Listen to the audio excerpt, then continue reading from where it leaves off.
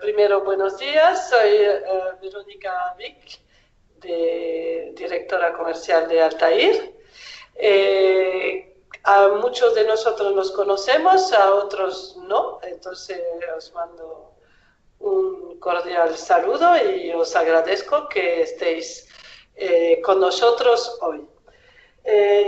Como sabéis, el tema de GDPR es un asunto, un trending topic, es un tema de actualidad. Todo el mundo habla de GDPR, pero al final acerca de GDPR hay una nebulosa que pues no se sabe muy bien lo que se tiene que cumplir, lo que hay que hacer y pues qué implicaciones tiene para nuestras empresas, ¿no? Entonces, pues desde Altair hemos querido, pues aparte de saber que esta norma se tiene que cumplir a partir, bueno, como muy tarde, en mayo de 2018, concretamente el 25 de mayo, pues hemos querido que participe en el webinar y que sobre todo nos aclare una serie de conceptos fundamentales, un especialista, un gran especialista de la cuestión, se llama Jorge Salgueiro, es presidente de AECRA y es a la vez un especialista en el tema jurídico, ya que es abogado y jurista, y también en el mundo tecnológico. Entonces, la idea es que él nos comente de manera bastante clara cuáles son las implicaciones y los requisitos que manda el cumplimiento de esta nueva ley europea, la GDPR, de protección de datos, y luego pues ver concretamente cuáles son las implicaciones que esto conlleva para las empresas. Y bueno, para terminar, tendremos también una charla de One Identity, que es una solución de administración de identidades y gestión de accesos, que es una de las herramientas que nos ayudan también a cumplir algunos requisitos de esta ley GDPR. Entonces, pues no me extiendo más. Muchas gracias por estar aquí y dejo la palabra a Jorge para que empiece la presentación. Muchas gracias. Hasta luego. Bueno, yo quiero dar las gracias, por supuesto, a Altair y por darnos la oportunidad de hacer esta webinar y comentaros un poquito de primera mano las principales novedades del Reglamento Europeo, que ahora está muy de moda, ya sabéis, escucháis por todos los sitios. Y primero lo que hay que hacer es transmitir a todo el mundo, por lo menos en España, vamos a comentarlo así, que no hay grandes diferencias sustanciales, ¿vale? No va a haber grandes diferencias sustanciales. Lo único que existe, que a alguno le constará en la presentación que os van a entregar, pues de alguna manera es una obligación, si a uno le suena las políticas de cumplimiento normativo en las empresas, una obligación parte de la empresa de justificar, igual que hace o acreditar que está cumpliendo una serie de normas. En el caso de los compliance officers lo tienen muy claro, pues es un tema de responsabilidad penal de las personas jurídicas, de las sociedades y de los empleados igualmente de manera indirecta. Pues lo que hace un poco este Reglamento Europeo de protección de datos es en un apartado concreto, que sería otro derecho fundamental, que sería el derecho, en este caso, no a la protección de datos, que como tal no existe, sino a la intimidad, a la privacidad, como tal derecho fundamental que hay que proteger, pues establecer unas nuevas reglas del juego, ¿vale?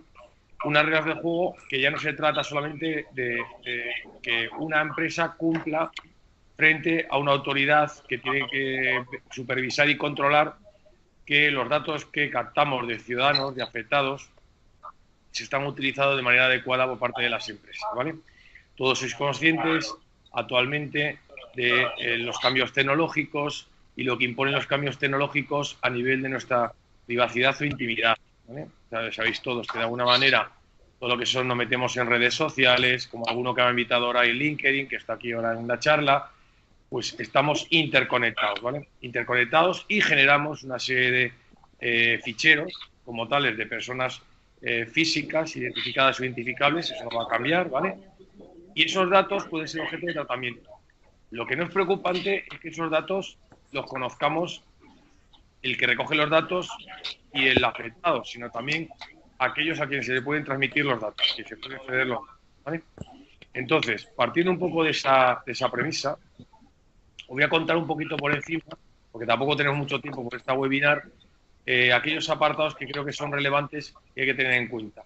Yo creo que todos sois conscientes que la protección de datos como tal empieza, por lo menos en España, y creo que a nivel europeo también igual, a partir del año 92, una preocupación, y que esa preocupación, esa primera regulación, es una regulación mucho más insuficiente, no pretende regular gran cantidad de apartados, se limita a hablar de ficheros de soporte de papel, y hoy en día hablamos ya de ficheros de datos de carácter personal en soporte electrónico, ¿vale? O sea, un cambio de uso, con lo cual ya no es que manejemos una cantidad pequeña de datos, ¿no?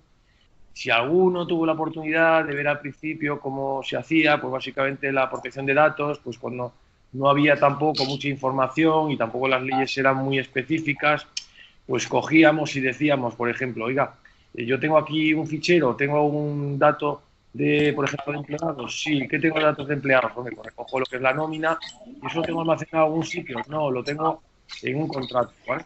Bueno, pues ese contrato ha pasado estos años, a partir del año 99 también, con la transformación del efecto también 2000, pues se produce un cambio importante porque ya hablamos de ficheros de soporte electrónico casi cada vez más, ¿no?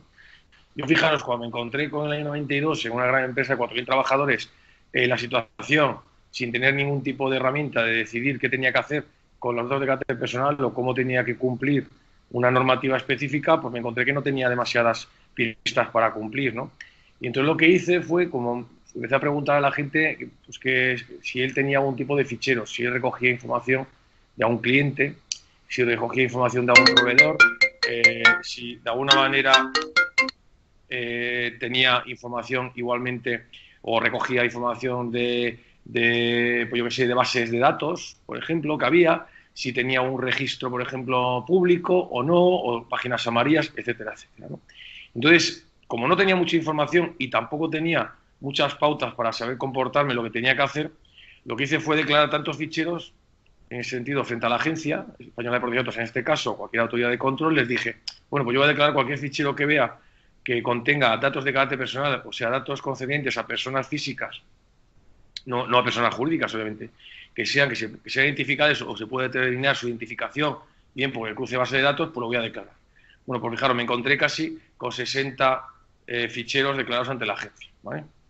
Claro, os podéis imaginar que una administración como la Agencia Española de Protección de Datos, como cualquier administración, 60 ficheros, si cada una de las empresas que existen en España declaraban unos ficheros, o declaraban 60 o 70 ficheros, era imposible que pudiera controlar ni siquiera lo que se hacía con esos datos de carácter personal.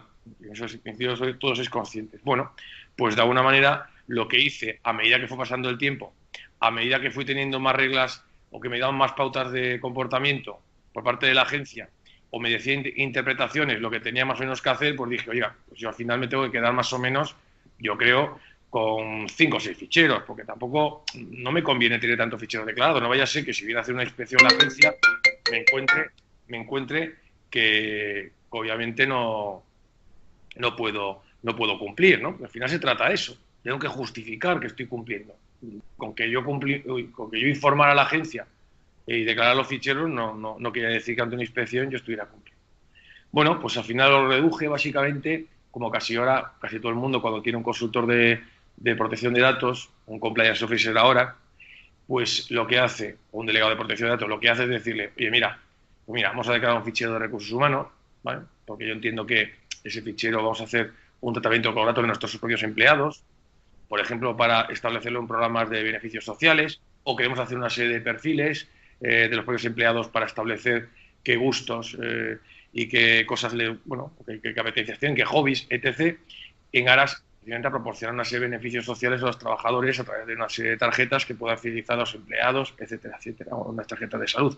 Pero en todo caso, ese fichero, lo que hago con él, esos datos de carácter personal, es cederlos a un tercero. Todos sois conscientes que de alguna manera esos datos, para que haya un tratamiento, tengo que cederlos a un tercero tengo que ver qué datos le suministro a ese tercero para que una aseguradora, para hacer una tarjeta de salud, o bien para establecer un programa de viajes con una agencia que de alguna manera permita que el trabajador se beneficie. Y en ese caso, pues tengo que establecer qué datos de los que tengo registrados son o no son relevantes, ¿vale? Para ceder, porque no todos los datos se tienen que ceder, aunque sea a un encargado de un tratamiento, ¿vale? Bueno, pues eso, como digo, fui declarando esos 7 ficheros. De tal manera que ahora, como nos encontramos en el año 2017, en el umbral, como decía muy bien Veronique, que en mayo de 2017 todos los Estados miembros de la Unión Europea tienen que haber cogido sus legislaciones o sus normas internas de cada Estado y haber dicho, mira, tienes que adaptarte a este Reglamento Europeo de Protección de Datos. Tienes que modificar la norma que tenías vigente a ese Reglamento Europeo de Protección de Datos.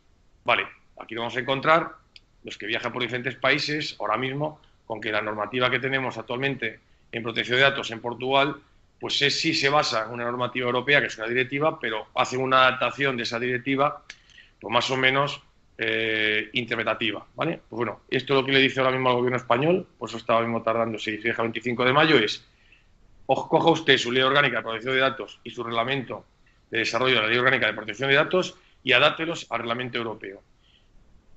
España, como todos estamos acostumbrados a ser un país de muchas normas, no todos los países de la Unión Europea tienen mucha norma escrita, pero España sí, tenemos demasiada norma escrita, pues nos encontramos con que nuestra adaptación, entre comillas, a una serie de requisitos formales y luego a una serie de obligaciones que van a establecer igualmente para los responsables de esos ficheros, ahora llamados responsables de tratamiento, van a ser unas obligaciones ya conocidas, ¿vale? Ya conocidas porque hemos ido haciendo pues, o generando una serie de formalidades, una serie de documentos que de alguna manera facilitan que ese cumplimiento frente a los afectados interesados, los que hemos recabado los datos, más o menos estén al día, ¿no? Por ejemplo, como os decía, ¿qué imponga todo esto? Pues impone, por ejemplo, que el periodo de 2 años, el 25 de mayo de 2018, España, su ley de protección de datos, que ahora mismo está en el Parlamento español, tiene que adaptarse al reglamento. ¿Qué incorporará? Probablemente pues, algún matiz de la normativa española que probablemente el reglamento europeo no incorpore. Pero en lo que es ahora mismo la normativa española, pues prácticamente vamos a ver muy pocos cambios. Por ejemplo, ¿a qué empresas y obligaciones o organizaciones se aplica? Pues ahora mismo a todos los encargados de tratamiento de datos establecidos en la Unión Europea y siempre que se realicen tratamientos derivados de una oferta de bienes o servicios. Esto es una novedad, el ámbito territorial, porque antes nos encontrábamos que ventas por Internet, situación de ventas por Internet, se quería aplicar el derecho comunitario y no se podía aplicar en muchísimos estados o se confundía porque el usuario no podría ejercer el derecho de ventanilla única. Pues ahora mismo eso lo facilita. Si hay una oferta de bienes o servicios, esa empresa, si está en Polonia o está en Francia o en países de la Unión Europea, va obviamente a establecer un responsable único frente a las autoridades de control de protección de datos que responda evidentemente si se está cumpliendo en esa recogida de datos, en ese tratamiento de datos con la normativa europea. Obviamente, ¿qué va a implicar todo esto? Porque las estructuras pues, acabarán convirtiéndose en responsables, o sea, personas físicas que van derivando en diferentes, si son grupos de empresas, que van derivando en cada país con un representante, entre comillas, de responsable de tratamiento, que es un poco lo que luego explicaremos después, lo que va a concluir que se cree la figura del delegado de protección de datos, ¿vale? Porque cada país va un poco a establecer un responsable, un representante, para que vaya en cada estado estableciendo o dando información al respecto. Bueno, pues para los ciudadanos, este reglamento europeo podemos decir que implica una garantía adicional, ¿vale? Si a uno le suena, se empezó a hablar hace unos años de lo que era prácticamente el derecho a la privacidad. Bueno, el derecho a la privacidad, que no era el derecho a la protección de datos, como un derecho un poquito más desarrollado, es el derecho que tenemos cada uno de los interesados o afectados, aquellos que nos piden nuestros datos y lo van a tratar, de poder decidir qué se debe hacer con nuestros datos, ¿vale? O sea, es un poder de disposición. Bueno, pues lo que implica todo esto, básicamente, es que efectivamente todos vamos a tener esa posibilidad con el Reglamento Europeo de, antes incluso de que empiecen a utilizar nuestros datos, se nos informe adecuadamente o se amplíe ese deber de información, ¿vale? O sea, no se nos tiene que informar no solamente de quién es el responsable del fichero, de qué finalidades va a tener ese tratamiento de nuestros datos, del contenido, evidentemente, de ese fichero, sino que incluso a qué se puede ceder y con qué o cuánto tiempo se van a utilizar, o qué finalidades, o en cualquier momento si se van a poder ceder a terceros, qué terceros, ¿vale? O sea, amplía ese deber de información que se ve incrementado y por supuesto, el ciudadano, dado que cada vez más existe un tránsito de datos a través de Internet, va a poder ejercer sus derechos, antes llamados derechos ARCO en España, que eran acceso, si os acordáis, rectificación, cancelación y oposición. Bueno, esos derechos ARCO como tal, nomenclatura, desaparece y ahora, como veremos, se amplía, ¿no? Pero permitirá que hasta ahora el reglamento sea aplicable, que es lo fundamental, parte de los ciudadanos a que nos piden los datos, que las empresas van a tratar, a empresas que hasta ahora podían tratar los datos de personas en la Unión y que se regían por otras normas de otros países. Bueno, vamos a tener una cierta garantía, que es que vamos a poder recurrir, presentar una reclamación ante cualquier autoridad de cualquier país de la Unión Europea si entendemos que se han vulnerado el tratamiento de nuestros datos de carácter personal, ¿vale? El reglamento introduce nuevos elementos, como fundamental, que a uno le sonará, pues, por el tema de Google, que es el derecho al olvido y el derecho a la portabilidad, que de alguna manera mejora la capacidad, o mejora nuestra capacidad como interesados o afectados de, en todo momento, decidir qué tratamiento deben hacer esos responsables de nuestros ficheros en relación a nuestros datos de carácter personal, ¿vale?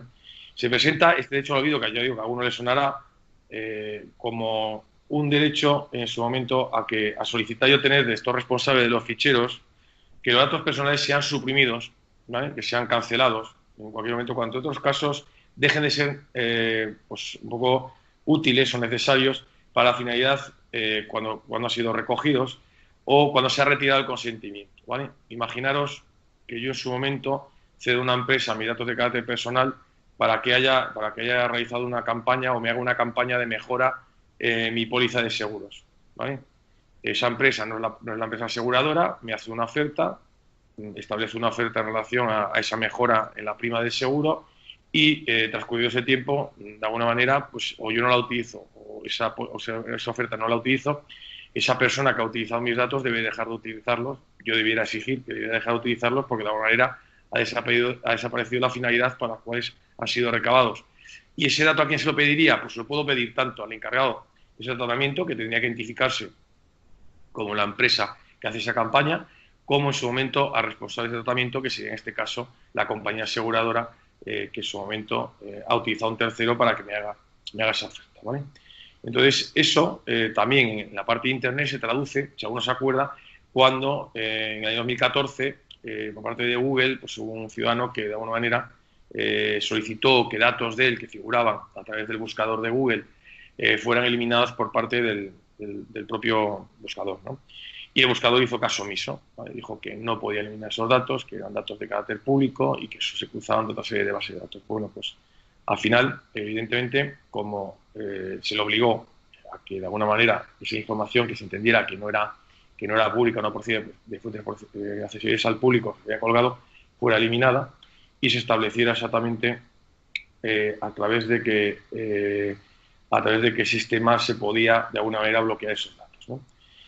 Y luego tenemos el derecho a la portabilidad, que es un derecho nuevo que viene un poco derivado precisamente de tratar ficheros de carácter electrónico, que proviene de que el interesado haya proporcionado sus datos a un responsable en su momento de esos datos. Pues puedo poner el ejemplo de una compañía de telecomunicaciones, por ejemplo, y los está trazando de manera automatizada y en un momento determinado pues decide cambiar de compañía y entonces le solicita ser responsable de esos datos, que de alguna manera le proporcione los datos que él ha entregado en su momento en el mismo estado en que fueron entregados cuando fueron tratados por el primer responsable de fichero. Si eso, evidentemente, no fuera posible, técnicamente posible, entregarse por parte del responsable de fichero, vamos a imaginar que yo estaba en Telefónica, esa compañía me cambia a otra, pues Telefónica no fuera capaz de transferir esos datos directamente en el formato en que fueron entregados o cómo fueron recogidos, pues el responsable de tratamiento de datos de Telefónica debiera transferir los mismos datos directamente al nuevo responsable que se haya designado por nosotros, ¿vale? Ese es el derecho de portabilidad. Lo que quiero traer a colación, porque ya sabéis un poco que todo el mundo habla de la portabilidad. Pero bueno, encajarlo, que vosotros lo veáis, que es nuestro derecho en todo momento a que nuestros datos puedan ser transferidos a otro responsable de fichero en el momento que entendamos que ha desaparecido la causa que ha motivado que esos datos fueran recogidos, puede ser en base a un contrato o en base a una ley, ¿vale? Luego, una cosa importante para las empresas, ahora con esta nueva normativa, es que se debe actuar por parte de las empresas, como antes os decía, con carácter previo al tratamiento de los datos. ¿Qué implica todo esto? Bueno, pues implica que de alguna manera las empresas tienen que generar una serie de pruebas, una serie de evidencias que aseguren razonablemente que está en condiciones esa empresa de cumplir con los principios, con los derechos y con las garantías que este reglamento europeo establece, ¿no? El reglamento entiende, por ejemplo, que actuar solo cuando se ha producido una infracción no es suficiente, ¿vale? No bastaría con que si yo ahora mismo pues no adopto esas medidas, pues espero a que se produzca la infracción y entonces actúo. No. Obviamente, como las sanciones son muy, muy importantes y se establecen por nivel de facturación y por una serie de datos, obviamente, que puedan ser especialmente sensibles, pues se entienden que el daño ya está hecho y que, por supuesto, los interesados no se van a ver reparados en su momento cuando se produzca un tratamiento que infrija de manera clara lo que es la normativa europea en este caso, ¿no? De tal manera que, ¿qué establece? Bueno, ¿o qué debemos hacer las empresas? Podemos hacer elaborar una especie de sistemática, un sistema, de alguna manera que establezca esa prevención o ese nivel de cumplimiento en lo que es el tratamiento de datos de carácter personal. Es fundamental que construyamos todas nuestras aplicaciones informáticas, herramientas, con datos que vayamos a tratar o que hayamos recogido, siempre teniendo en cuenta que debemos utilizar siempre el principio de proporcionalidad, pues hacer un uso a través de esas herramientas, pues si hay que hacer una elaboración de perfiles, pedir en todo momento consentimiento a esa persona que le hemos recogido los datos para que nos diga que podemos hacer estos perfiles. Debemos actuar con total transparencia, ¿vale? O sea, hay que hacer una protección de datos que garantice que efectivamente hacemos un tratamiento que va a garantizar el principio de proporcionalidad. Y luego, efectivamente, también unas medidas de seguridad, ¿no? En todo momento, cuando hagamos lo que es el deber de información, sí tenemos que garantizar que de alguna manera exponemos de manera clara qué medidas de seguridad vamos a establecer para que esos datos se vean debidamente protegidos. Y más pensando que cada vez más esos ficheros, muchas veces donde están depositados, no son propiamente las empresas, como todo el mundo sabéis, sino que al final buscamos a un grado de tratamiento, como puede ser un data center, para que de alguna manera él tenga nuestros datos ahí depositados, ¿vale? Porque nuestra capacidad de almacenamiento de esos datos de carácter personal o nuestros servidores, obviamente, se revelan insuficientes para dicho tipo de almacenaje. De esa manera nos exige que hagamos unas medidas de seguridad totalmente ajustadas y adaptadas a lo que vamos a hacer en nuestra política, tanto de diseño como en cuanto a la protección de datos, como respecto al registro que vamos a hacer de todos los tratamientos, ¿vale?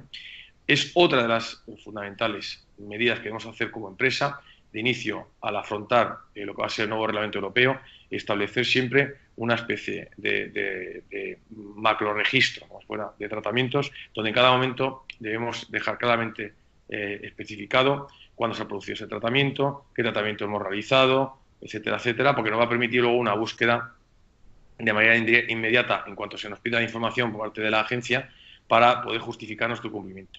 Luego hay un tema muy importante que a uno le sonará, que es la famosa informe de evaluación de impacto sobre la protección de datos, ¿vale? Ese tema es una de las herramientas fundamentales para demostrar la responsabilidad que tiene el responsable de fichero, en este caso las empresas, frente a los interesados, que es en todo momento tener una especie de test, un análisis de riesgos que permite evaluar en todo momento si estos riesgos que tenemos de una posible fuga de información, de un tratamiento que se revele ineficaz o inadecuado en relación a las finalidades para las cuales hemos recabado esa información. Que de manera regular hagamos un informe, o lo haga en este caso el responsable de tratamiento a través del delegado de protección de datos, como tal figura, para que de alguna manera se vea si se está cumpliendo o no esa normativa de manera regular. Quiere decir, pues si es diariamente, diariamente. Actualmente, aún existen ya herramientas electrónicas que permiten, en base a lo que es esos ficheros que tienes declarados ante la agencia o esos documentos de seguridad o esa estructura de ficheros que tengas declarado ante la agencia, poder realizar esa evaluación de ese análisis de riesgos, medir esos riesgos y de alguna manera decirnos en qué estado estamos en relación al nivel de cumplimiento frente a la normativa de protección de datos. La siguiente, vamos a decir, herramienta que estableceríamos también para justificar nuestro cumplimiento, nuestra responsabilidad proactiva frente al cumplimiento de la normativa de protección de datos es el nombramiento de delegado de protección de datos. Ese delegado no tiene por qué ser una persona integrada en plantilla, régimen laboral con la compañía. Se establece que la posibilidad de que esta persona puede ser, como antes existía, un consultor externo, pero en cualquier caso lo que viene a decir el reglamento es que tienes una persona que de alguna manera tiene una cualificación especial o acredite, una especial acreditación que justifique que esta persona es una persona experta en esta materia. Vale, eso ya sabéis que de alguna manera el decir que una persona es experta lo tiene que decir un tercero, porque evidentemente nosotros podemos decir que somos expertos a través de un currículum, pero eso no deja de ser un acto voluntario de cada uno. Entonces, lo que ha hecho un poco la agencia, o lo que viene haciendo la agencia estos últimos meses, la agencia española, es, imagino que el resto de agencias hará lo mismo, es decir, vale, frente a la delegada de protección de datos, que es la persona que a mí me va a informar en todo momento sobre el nivel de cumplimiento por parte de las empresas o responsables de los ficheros en relación a la normativa de protección de datos, yo le voy a facilitar una especie de formación que para mí es suficiente, que justifica que esa persona pueda ir a esas empresas ofertando sus servicios y diciendo que es una persona que es acreditada. Y eso es una certificación de personas que se llamará certificación de DPO, que actualmente se está haciendo esa cualificación, entre comillas, personal para esa figura por parte de la agencia con AENOR y que brevemente saldrá en su momento publicada, ¿vale? Para que el que quiera ir a un curso de ese tipo y certificarse o acreditarse como delegado de protección de datos pueda pues, realizar ese curso y obtener esa cualificación. ¿Quiere decir que no podemos recurrir nada más que a la Agencia Española de Protección de Datos para que diga que nosotros somos expertos? No.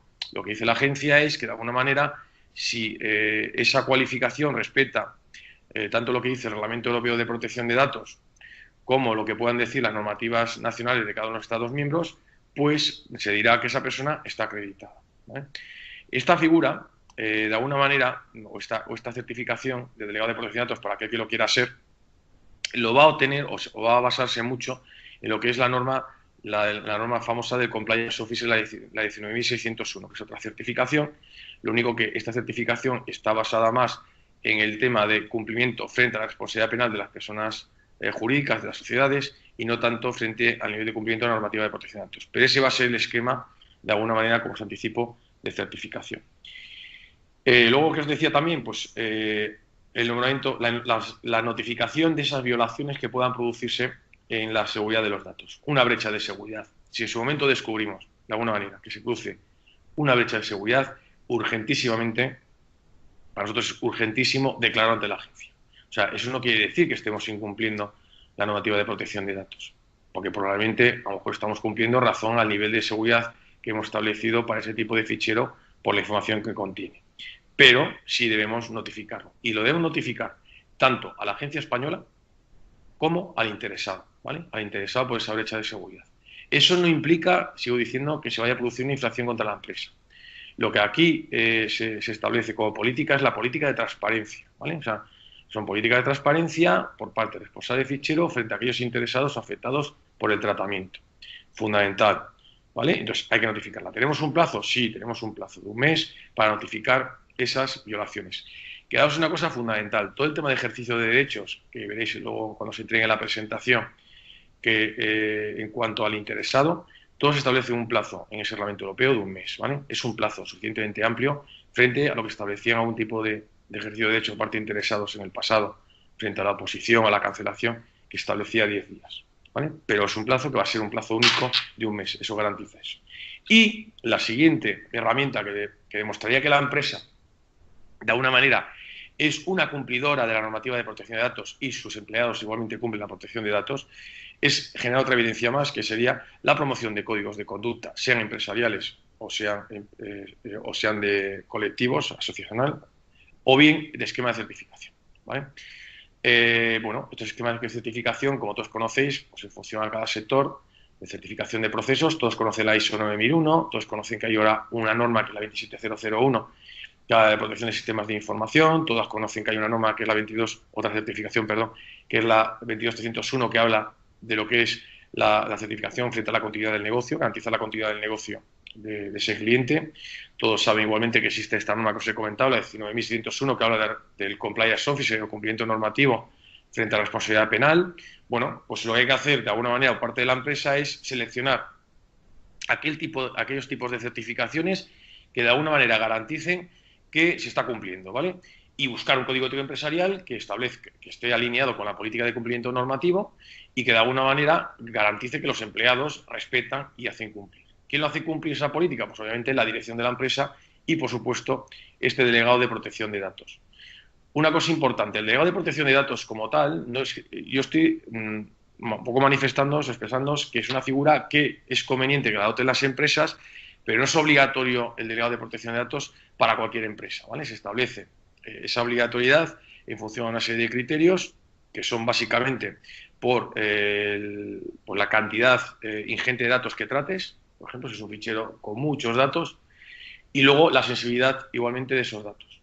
En el caso de las administraciones públicas, sí tienen obligación, casi en la gran mayoría, de adoptar la figura del delegado de protección de datos, ¿vale? Cualquier administración pública. Si bien se reconoce la posibilidad para que cada administración pública no tuviera que tener un delegado de protección de datos, que tenga un único delegado de protección de datos, por ejemplo, Ministerio de Hacienda tenga un delegado de protección de datos y luego pueda ir nombrando, pues, como suele decir, representantes del delegado de protección de datos en otras unidades administrativas que estén integradas, por ejemplo, dentro del Ministerio de Hacienda.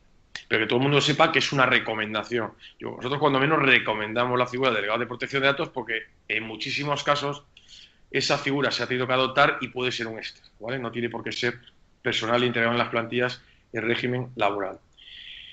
Lo que os decía, las medidas de seguridad que introduce el reglamento, realmente, si alguno ha trabajado en algo de protección de datos, son prácticamente muy parecidas a las que en su momento veníamos adoptando en razón al nivel de seguridad o en razón al tipo de información que tratábamos en cada fichero, ¿vale? La obligación de auditorías, ¿vale? Os decía, la obligación de una auditoría externa, ahora se establece cada año.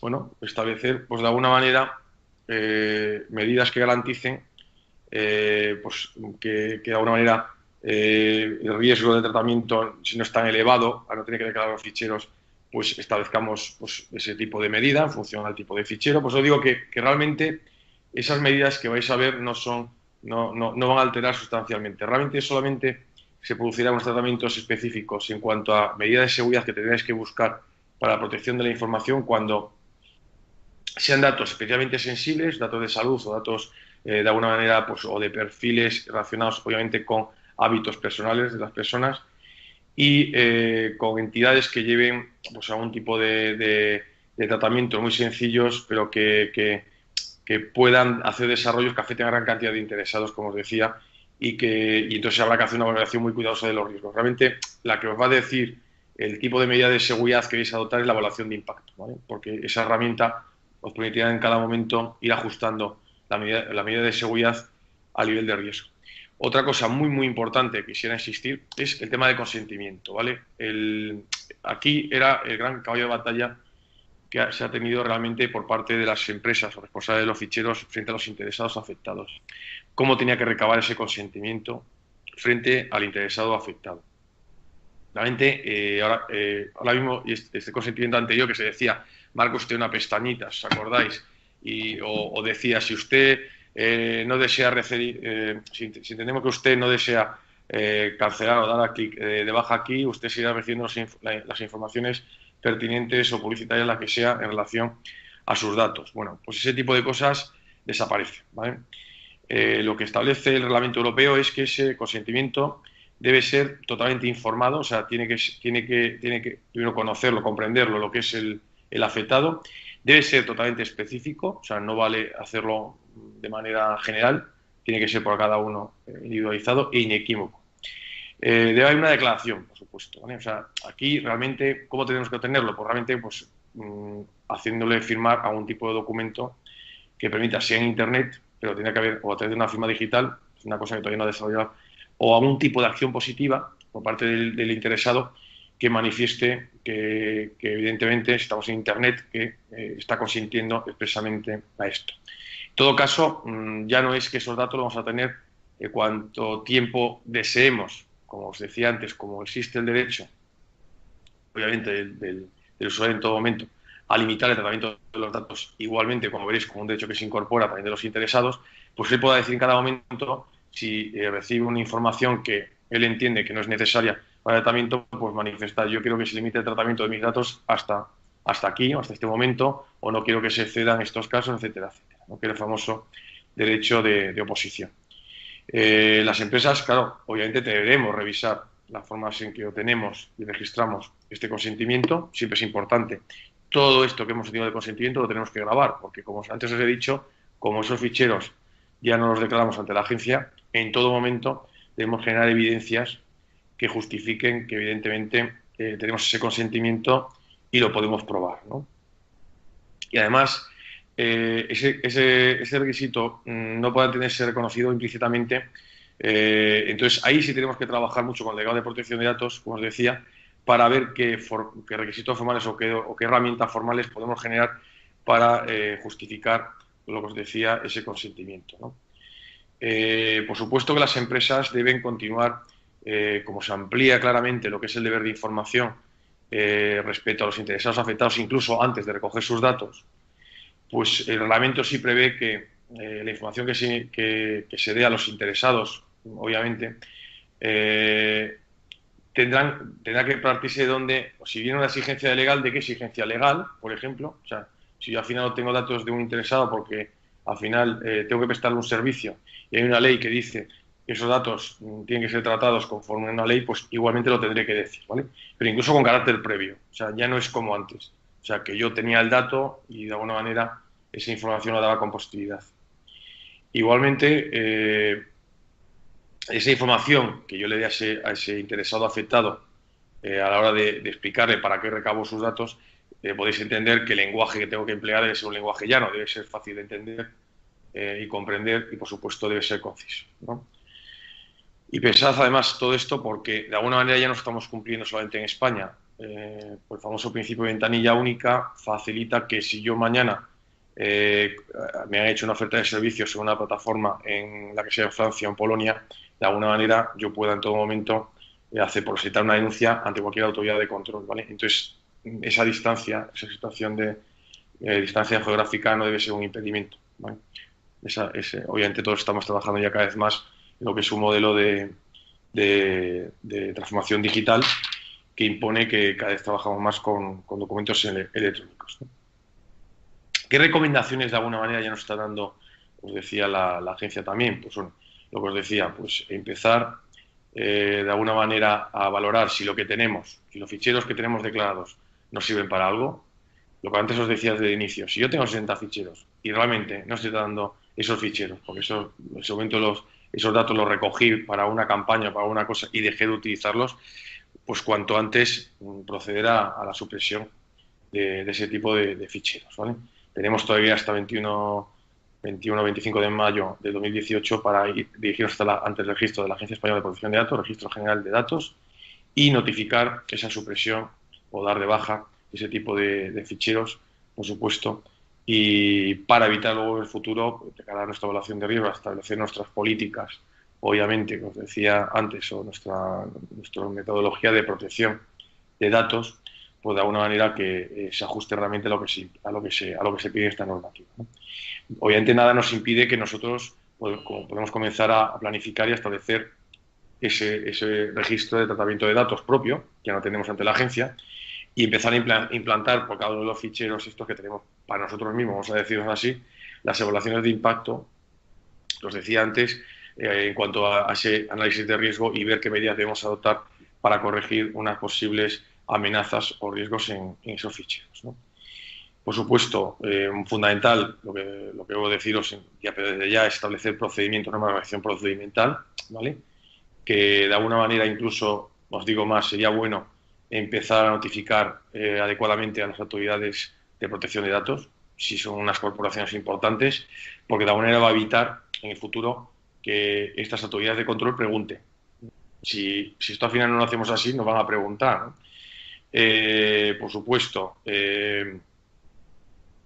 comenzar a preparar también si hay que corregir algún tipo de medida, pues qué herramientas se ofrecen en el mercado actualmente para proteger bien los sistemas de información y, por lo tanto, los ficheros, y ser muy claro en cuanto a frente a los interesados, pues a lo que son ahora mismo nuestros ficheros de clientes, a los propios clientes, respecto a cómo pueden ejercer los derechos, ¿vale?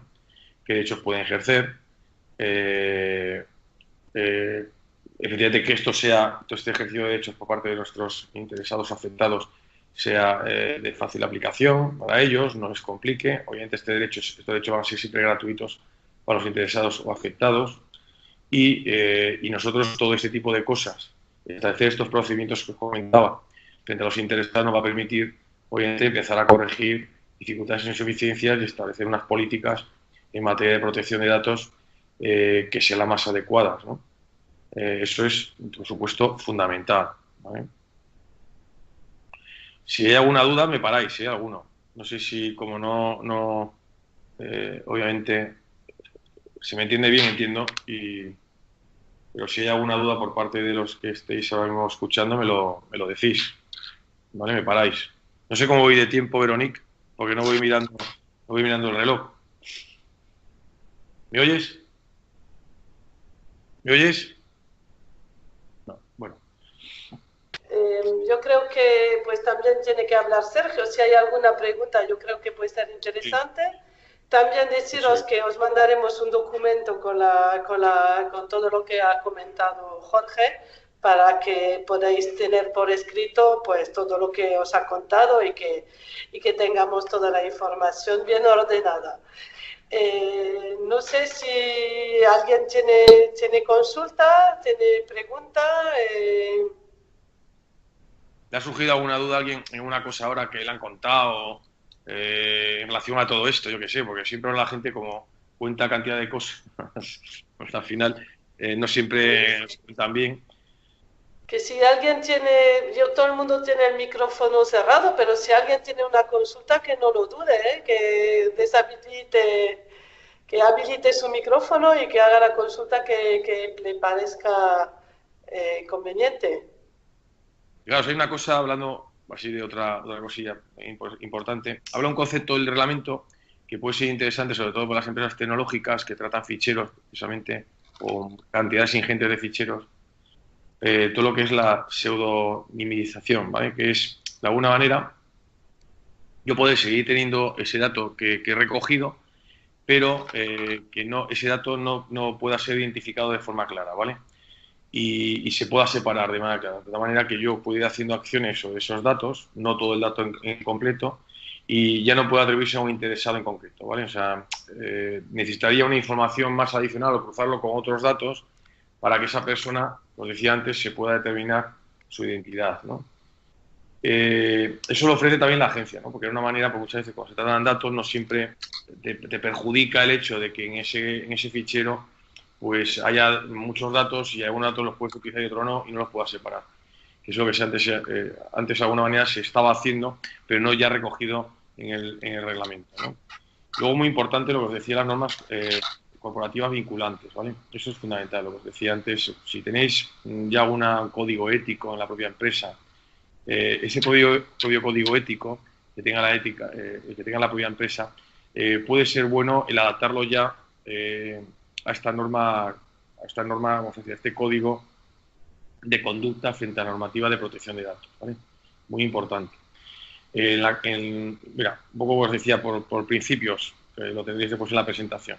Pues se mantiene el principio que decía de proporcionalidad, se incrementa el deber de información, vamos a ver, con carácter previo obviamente a la recogida de los datos. Debemos expresar en todo momento que la seguridad de los datos están protegidos y por lo tanto la seguridad de los datos y cómo los protegemos. Obviamente el principio de confidencialidad se mantiene, ¿vale? Se mantiene en cuanto a esto. Toda la cesión de datos a terceros debe figurar si hay un consentimiento previo, que tiene que ser expreso y explícito.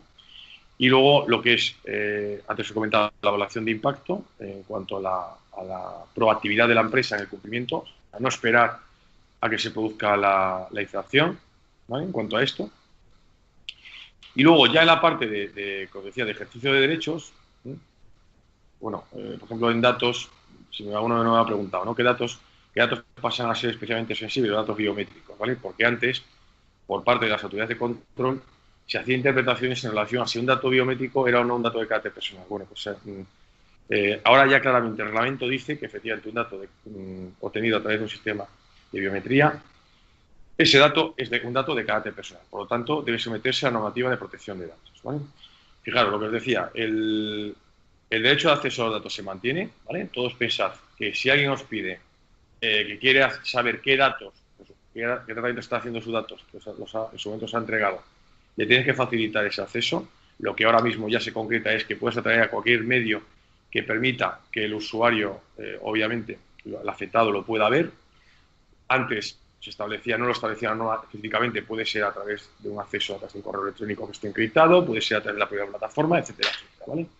Y para eso disponemos de un plazo de un mes, como os decía.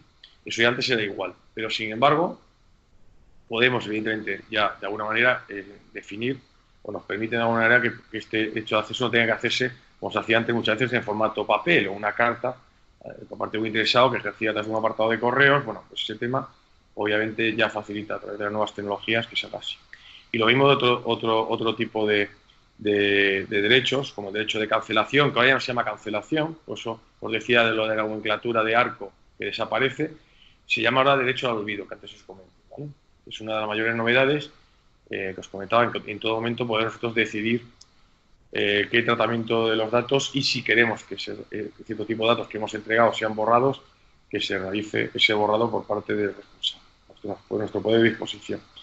Luego, os decía, se mantiene el derecho de oposición al tratamiento de los datos. Y se establece, esa es novedad, el derecho de limitación en el tratamiento, ¿vale? Que sería pues, una especie de derecho muy ligado a la oposición, ¿vale? En el tratamiento de los datos.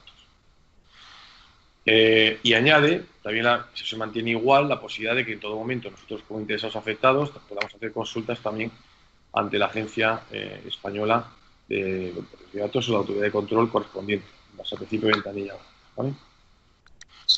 Pues yo creo que... Claro, yo creo que vamos a poder ir terminando quizás, Jorge, para que la gente de One Identity también pueda hacer su presentación. Pero bueno, si hay alguien tiene una consulta, que sin problemas. Hola, buenos días. Hola. Sí, Hola, buenos días. soy Ana González de GTI.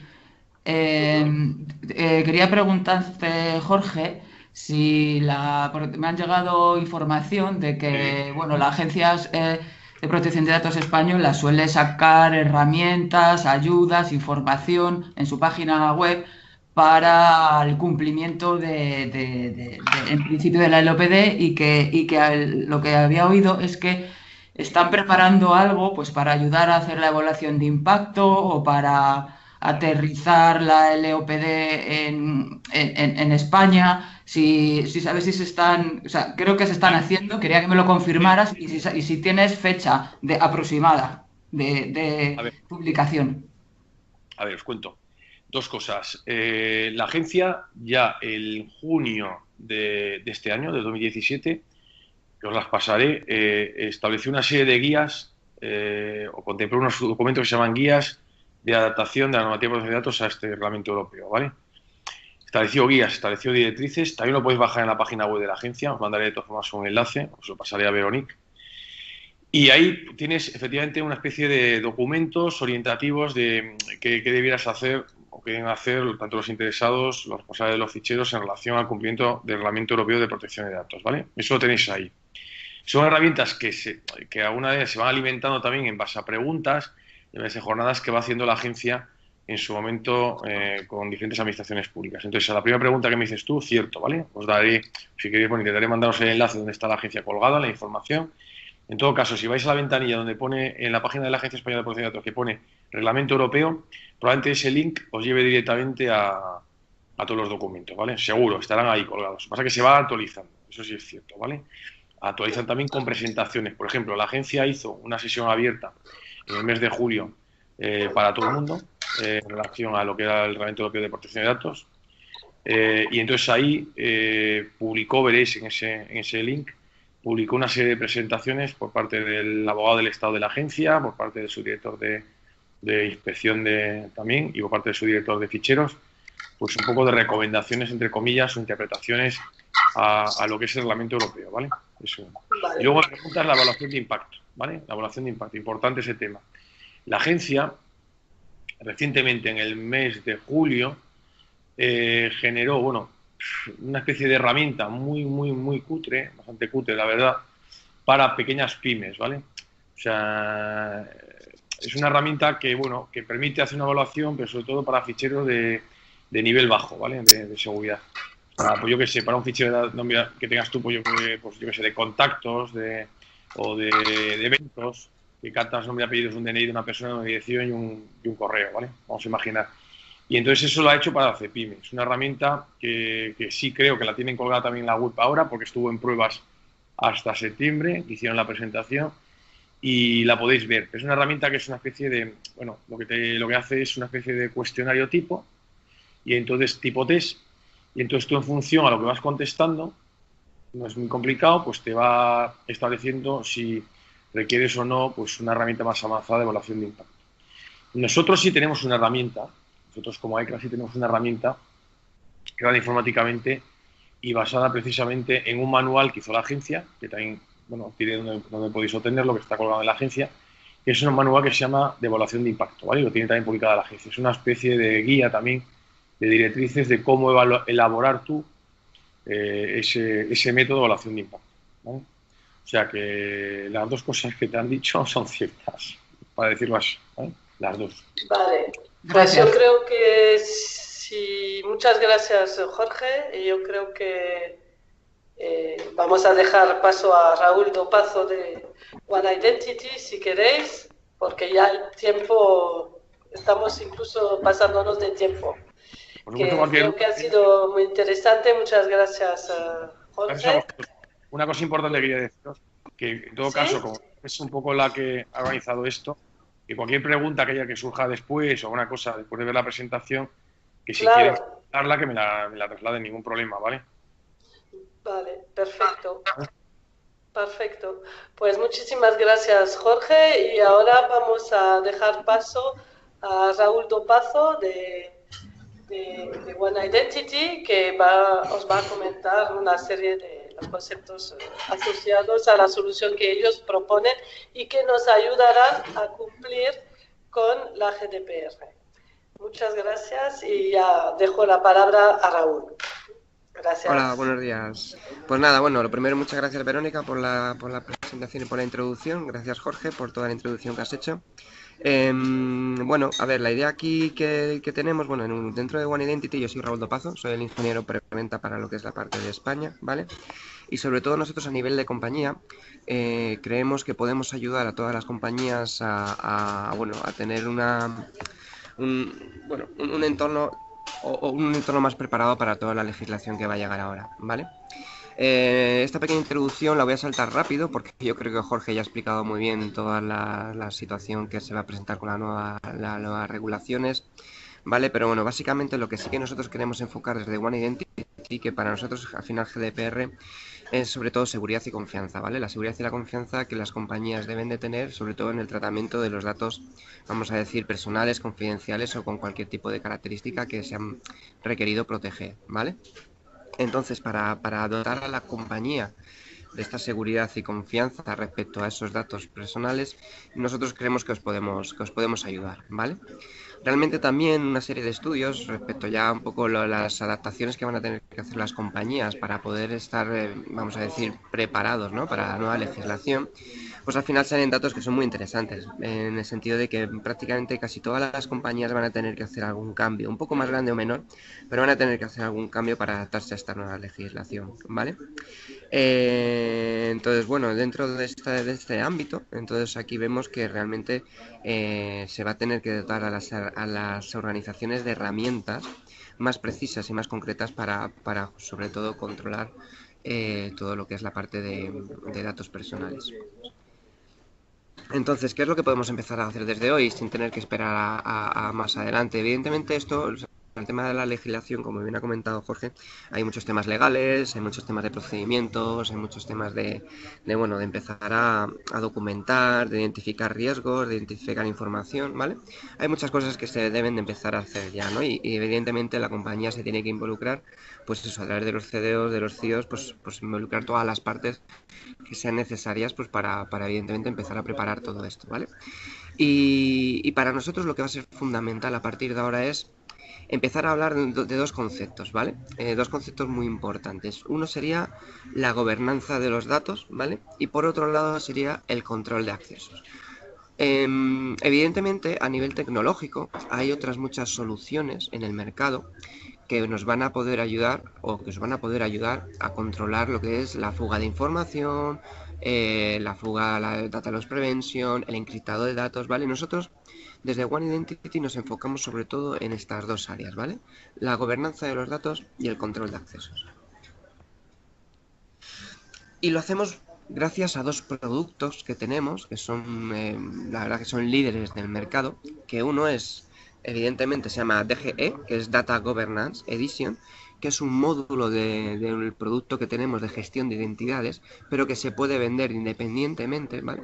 Nosotros en One Identity tenemos un producto de gestión de identidades que, ojo, la gestión de identidades también es un punto clave en lo que es la normativa, ¿vale? Porque, aunque no voy a ahondar más en esta presentación, pero sí que quería recalcarlo, que evidentemente para controlar los accesos, los riesgos que bien comentaba Jorge, es fundamental tener un buen gestor de identidades, ¿vale? Lo que pasa es que aquí me voy a enfocar solo en la parte del gobierno de datos no estructurados, que es el módulo que proporciona el Data Governance Edition para este fin, ¿vale? Es decir, gestionar los datos no estructurados, porque evidentemente un dato estructurado que esté en una base de datos que tenga carácter de confidencial, ahí vamos a poder controlar muy bien quién accede y quién no. Son datos estructurados, sabemos cómo están, etcétera. El problema viene por los datos no estructurados que están en nuestros file server, ¿vale? Y ese sería el primer producto del que voy a hablar luego. Y el segundo producto es sobre todo el control de cuentas privilegiadas.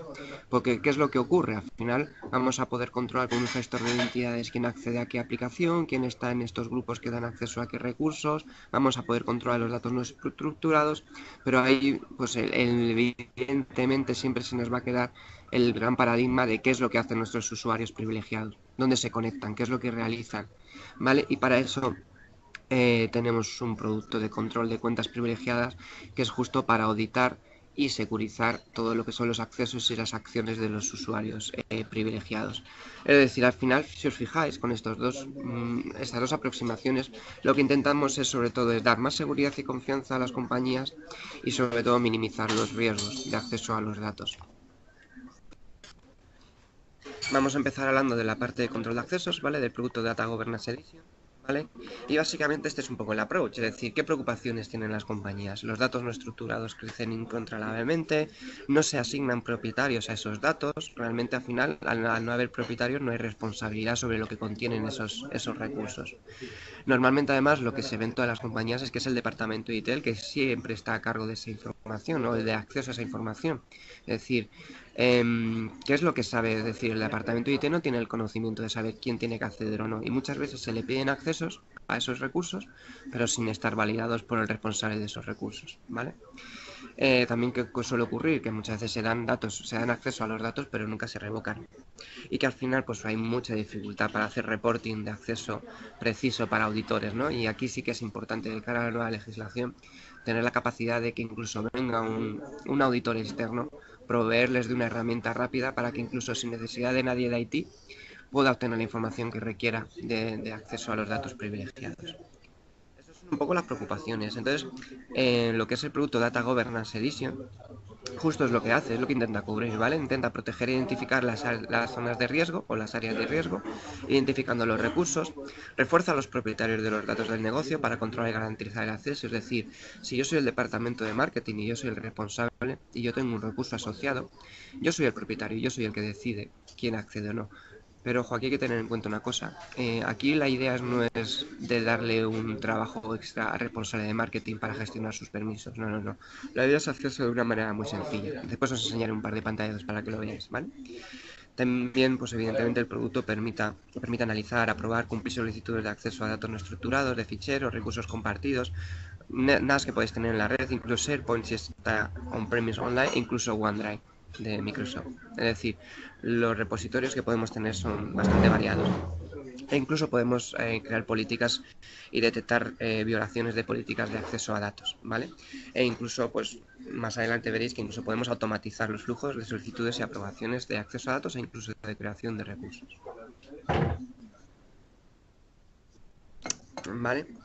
Aquí la idea es también dar un vistazo rápido de cómo protegemos nuestros datos, ¿vale? Y sobre todo aquí la idea es enfocarnos a los datos que sean importantes o que tengan un carácter confidencial, ¿vale? Evidentemente en datos no estructurados tendremos teras, cantidades ingentes de información. Aquí la idea es enfocarse en los datos que realmente nos importan, ¿vale?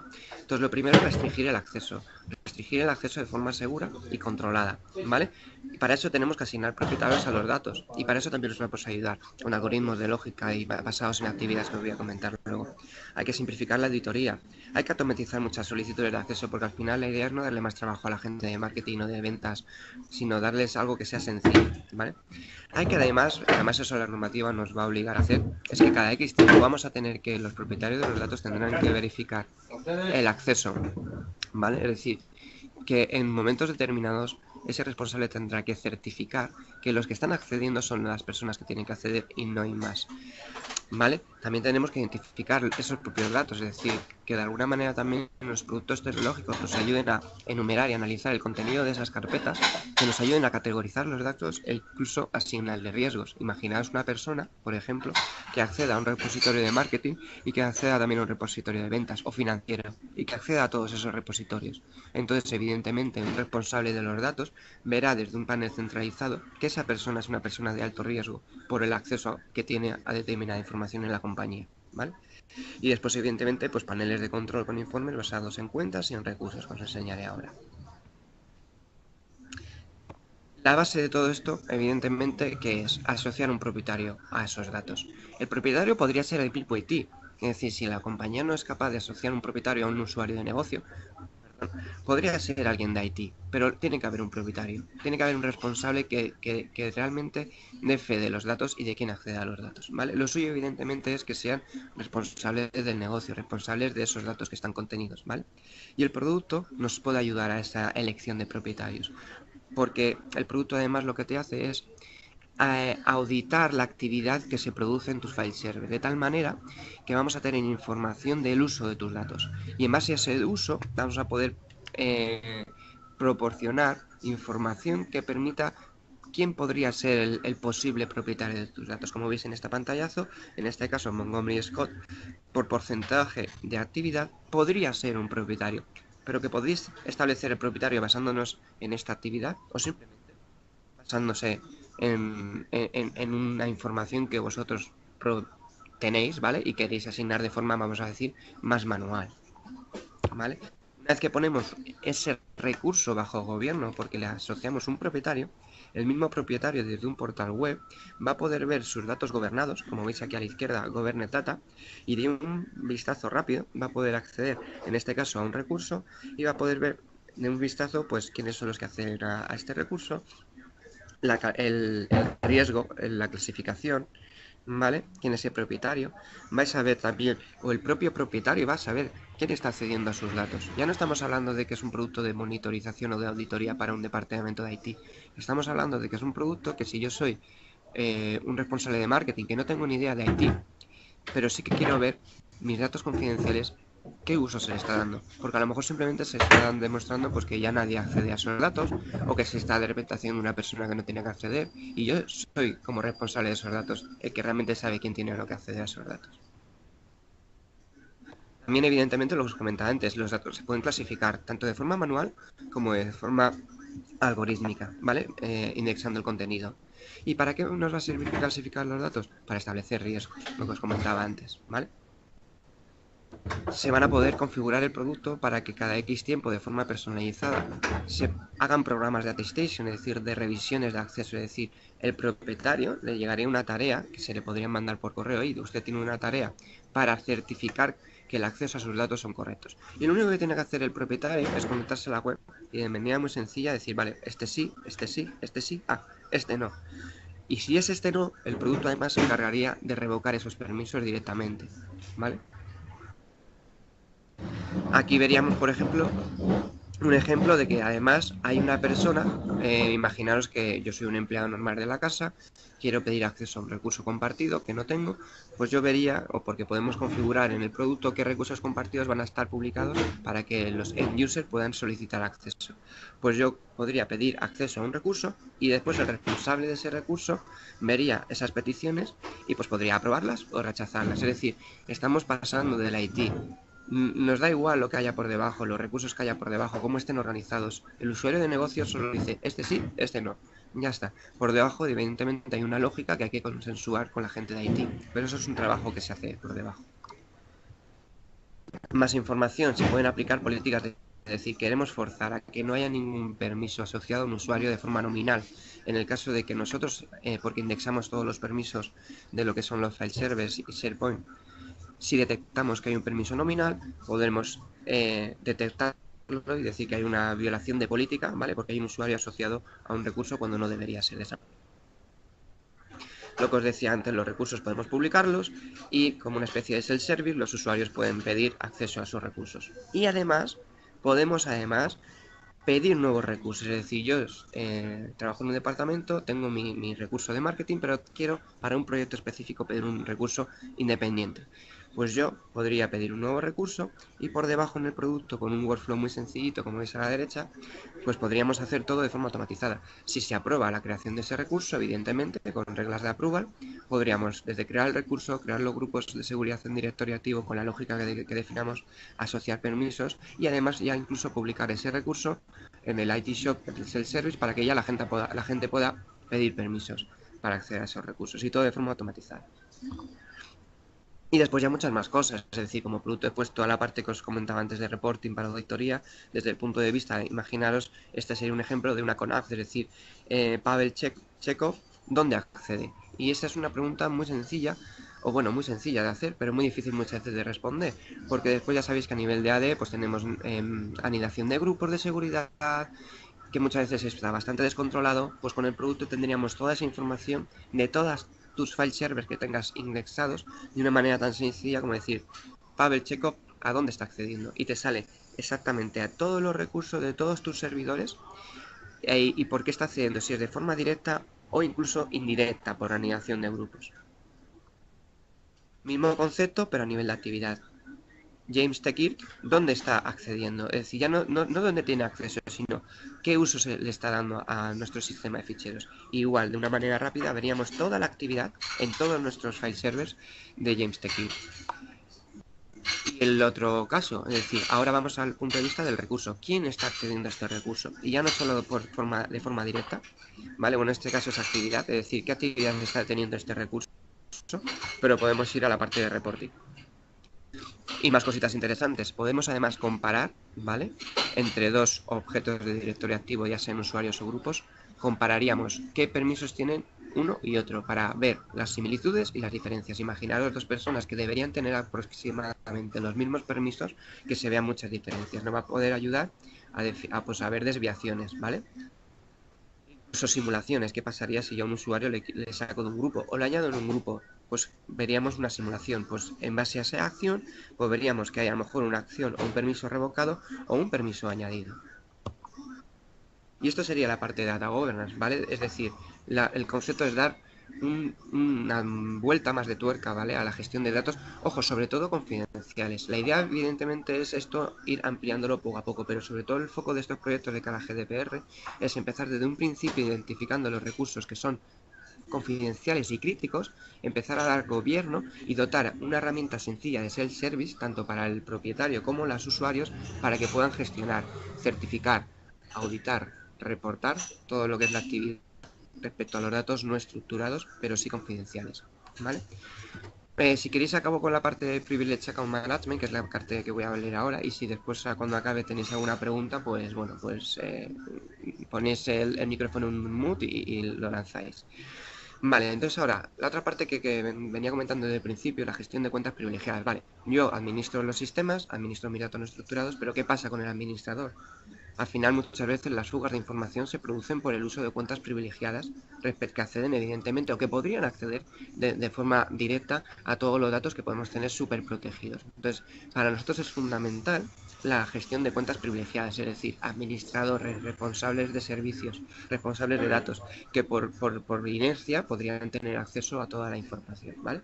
Para ello, tenemos una serie, bueno, evidentemente, como comentaba, ¿no?, de conductores comunes, es decir, queremos controlar el acceso de proveedores, incluso ya no solo administradores locales de nuestros sistemas, sino cuando muchas veces tenemos consultores externos, proveedores externos que acceden a nuestra información.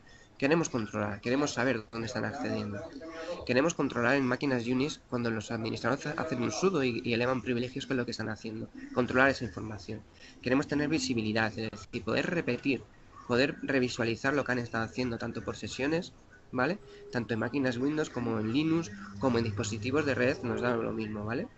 Queremos controlar, es decir, queremos que nuestros administradores no tengan una cuenta súper poderosa. Queremos que nuestros administradores o proveedores tengan una cuenta normal y corriente y nunca sepan las passwords ni los usuarios que se van a conectar a los sistemas. ¿Vale? Eso se lo proporciona la compañía, pero no se lo damos a ellos, no lo tenemos nosotros. Y puntualmente lo que le hacemos es dar la posibilidad de conectarse o la sesión, pero sin darle la información, ¿vale? Que es un poco lo que hablaba de segregación de funciones, de consolidación de todas esas cuentas que tienen acceso a todos mis sistemas, tenerlas centralizadas y securizadas. Y muy importante, monitorizar y auditar toda esa actividad, ¿vale? En el caso de que ya de por sí no le voy a dar esa información, no le voy a dar las llaves de mi reino a ese proveedor o administrador, que además es una compañía externa que acaba el contrato en un año y no sabemos qué es lo que está haciendo. Esta información la tenemos nosotros, ¿vale? Y que además estos sistemas, pues ya si encima lo podemos integrar con un gestor de identidades muchísimo mejor, porque imaginaros qué capacidad tendríamos que en base a los riesgos de los sistemas pudiésemos de forma automática pues segregar las funciones y dar o no esas cuentas privilegiadas en base a esos riesgos de las personas, ¿vale? Para todos estos conductores comunes, nosotros tenemos un producto, que es un producto de PAM, que se llama Safeguard, que lo que nos va a ayudar es a proteger y gestionar las passwords, que nos va a habilitar a determinar las sesiones, qué es lo que se ha hecho con ese acceso, porque vamos a poder grabar las sesiones, reproducirlas y controlarlas. Y además vamos a poder integrar todo lo que es la plataforma de Unix, Linux, en directorio activo, de forma centralizada, ¿vale? Para también poder tener un único estilo de repositorio de credenciales, que lo que al final nos va a ayudar es a tener más controlada esos riesgos de los que siempre estábamos hablando. Todo esto, repito, porque la compañía va a tener esta información, no la va a tener el proveedor, no la va a tener ni siquiera el administrador, ni nadie, la va a tener la compañía y la va a poder manejar la compañía. El producto en ese sentido es muy sencillo. El producto es una appliance, ¿vale?, a nivel de red, que actúa de proxy. Actúa para lo que es la parte de gestión de pago, es decir, yo soy Raúl Dopazo, soy un usuario nominal, tengo que acceder a un sistema, me conecto a la appliance, hago una petición, necesito un usuario y password para acceder a este sistema. En base a un workflow y a una lógica de aprobaciones, attestations, etcétera, se me denegará, se me aceptará de forma automática, porque simplemente quiero darle la password y ya está. Y le voy a dar una password además que solo va a durar 2 horas. Y le voy a dar una password además que cuando acabe la sesión se va a resetear. Y todo eso lo va a hacer el sistema, ¿vale? Eso lo mismo con password y usuarios, como si queremos ir un paso adicional a la gestión de esas cuentas privilegiadas, que le voy a proveer la sesión. Le voy a proveer una sesión de terminal server o de RDP, le voy a proveer una sesión SSH contra mis máquinas Unix o dispositivos de red, ¿vale?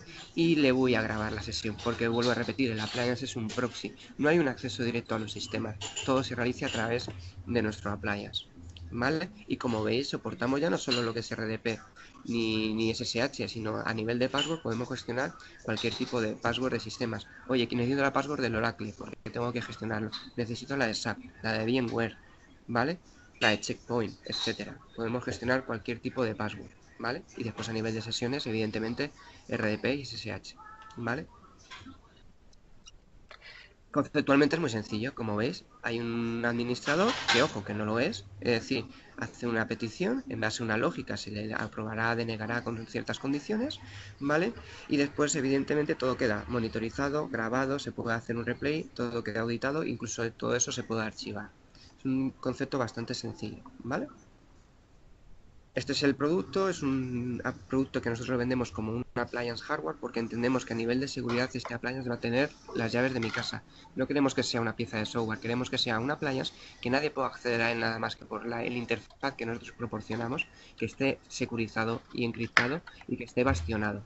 Eso para nosotros es fundamental. También es fundamental que este appliance tenga una alta disponibilidad. Por eso tenemos una tecnología de clustering bastante avanzada, ¿vale? Y tenemos integración después con cualquier otro sistema de Syslo, tenemos integración con sistemas de ticketing, ¿vale? Para que si incluso tú tienes un sistema de ticketing en el que te han aprobado ya el acceso a un sistema, automáticamente conectes con Safeguard y Safeguard te dé la password o la sesión, que ni siquiera tengas que conectarte a la appliance, ¿vale? Y para acabar, porque tampoco me quiero extender mucho más, esta era un poco la idea de esta presentación, es daros un vistazo a en lo que os podemos ayudar. Un resumen: gestión de password privilegiadas, controles de liberación, control de cambio automático, basado en tiempo, basado en último uso, forzado de cambio de contraseñas, aplicar complejidad a grupos, detección de nuevos sistemas y contraseñas con toda la parte de discovery, e incluso pues, cosas más allá, pues como incluso integración, como os decía, sistemas de ticketing, sistemas incluso de two-factor authentication que tenemos en One Identity también, como software as a service, que ya vienen integrados totalmente, en el que incluso cuando alguien pide un sistema, por ejemplo, imaginaros, fuera de hora yo puedo decidir que si es fuera de hora, me pida un doble factor de autenticación, que sea simplemente un push en el móvil o un approve del manager, e incluso aprobaciones como lo que llamamos nosotros de approval anywhere, es decir, que yo pido una petición de una sesión y si yo que soy responsable no estoy en la casa, estoy en mi casa, estoy en el médico, me llegue también al teléfono simplemente con tener conectividad a internet, me podría aprobar o rechazar esa sesión. Y eso es fundamental para no parar el negocio, ¿vale? Es decir, son características de la tecnología de PAN que tenemos que son bastante novedosas en el mercado, ¿vale? E incluso lo que conceptualmente además se llama el Bring Your Own Console, es decir, que el administrador para hacer una sesión no necesita utilizar ningún agente, ni en el servidor, ni en el appliance, ni nada, utilizaría el mismo cliente RDP, cliente SSH que pudiese tener en su máquina para establecer esa sesión. ¿Vale? Que es un poco lo que también vengo a resumir en esta presentación, que es desde acceso granular, control de conexiones, las contraseñas las podríamos ocultar para que ni siquiera las supiesen, ¿vale?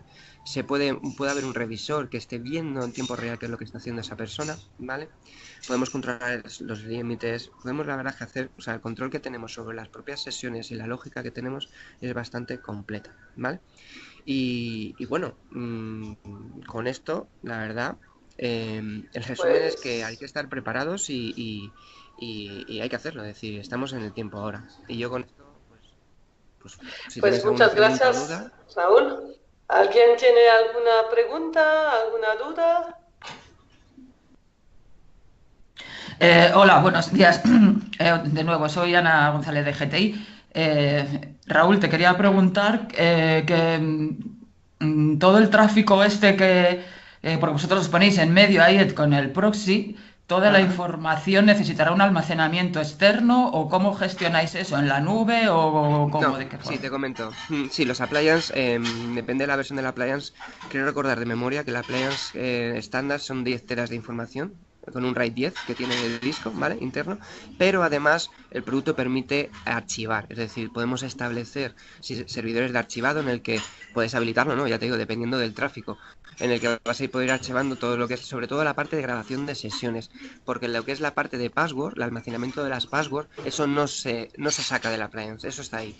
Vale, lo único que sí que es verdad que se puede archivar es todo lo que es la parte de grabación de las sesiones que se realizan a través de la playa. Y eso sí que se puede archivar en un file server en el que sea con una política de archivado normal y corriente como se defina, vamos, hay flexibilidad ahí. Pero sí es cierto que lo que es las passwords y las cuentas privilegiadas están almacenadas en el appliance, bueno, o en los appliance, dependiendo del número que tengamos por el tema del clustering y la alta disponibilidad, pero eso no sale de ahí.